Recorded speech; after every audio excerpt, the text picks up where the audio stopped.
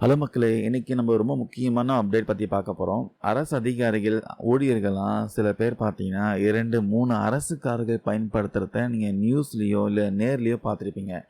இதுக்கு இப்ப செக் வைக்கிற மாதிரி மத்திய அரசு ஒரு முக்கியமான உத்தரவு போட்டிருக்காங்க. ஒரு அதிகாரிக்கு, ஒரு ஊழியருக்கு 1 கார் அப்படின்னு ஒரு புது ரூல்ஸ் வந்து கொண்டு வந்திருக்காங்க. அது என்ன ரூல்ஸு? யாருக்கெல்லாம் பொருந்தும்? வாங்க டீட்டெயிலா பார்க்கலாம். அரசு அதிகாரிகள்லாம் பல அரசு வாகனத்த பயன்படுத்துறத தடுப்பதற்காக தான் இந்த ஒரு அதிகாரிக்கு 1 கார், 1 ஆஃபீசர் 1 கார் திட்டத்த மத்திய அரசு கொண்டு வந்திருக்காங்க. மத்திய நிதி அமைச்சகத்தின் கீழ் செயல்படுற செலவினத்துறையை வந்து இப்போ ஒரு அலுவலக குறிப்பாணை வந்து எல்லா யூனியன் அமைச்சகங்களுக்கும், துறைகளுக்கும் அனுப்பியிருக்காங்க. இந்த புதிய விதிமுறைப்படி பார்த்தீங்கன்னா, ஐஏஎஸ் அதிகாரிகள் மற்றும் மத்திய அரசு அதிகாரிகள் கூடுதல் துறையிலயோ அல்லது பொதுத்துறை நிறுவனத்திலேயோ கூடுதல் பொறுப்புகள் வகித்தாலும், இனிமே அவங்களால ஒன்றுக்கும் மேற்பட்ட அரசு வாகனத்தை பயன்படுத்த முடியாது.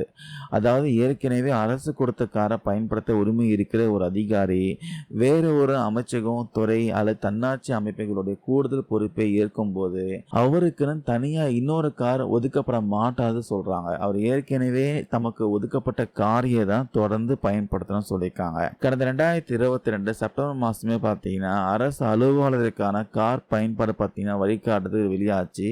அதை இன்னும் வலுப்படுத்துற வகையில தான் இப்போ இந்த புதிய உத்தரவு வந்திருக்கு. அது மட்டும் இல்லாம அதிகாரிகள் தங்களுடைய அலுவலக வேலைக்கோ அல்லது அங்கீகரிக்கப்பட்ட பயணங்களுக்கோ தவிர மற்ற நேரங்களில் பிற பொதுத்துறை நிறுவனங்கள், தன்னாட்சி அமைப்புகளுக்கு சொந்தமான வாகனத்தை பயன்படுத்தவே கூடாதுன்னு தடை போட்டிருக்காங்க. அதுக்கப்புறம் பயன்பாட்டில் இல்லாத உபரியா இருக்கிற வாகனத்தை ரொம்பவே பாதுகாப்பாக வைக்கணும்.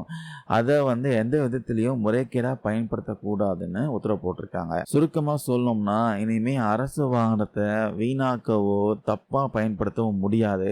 மத்திய அரசு கொண்டு வந்திருக்க இந்த ஒரு அதிகாரிக்கு 1 கார் திட்டம் பற்றி நீங்கள் என்ன நினைக்கிறீங்க? இது விஷயமா உங்களுக்கு கருத்துக்கள் ஏதாவது நம்ம கீழே கமெண்ட்ஸில் பதிவு பண்ணுங்கள். இந்த வீடியோவில் இப்போ ஷேர் பண்ண தகவல் எல்லாமே யூஸ்ஃபுல்லாக இருக்கும்னு நம்புகிறேன்.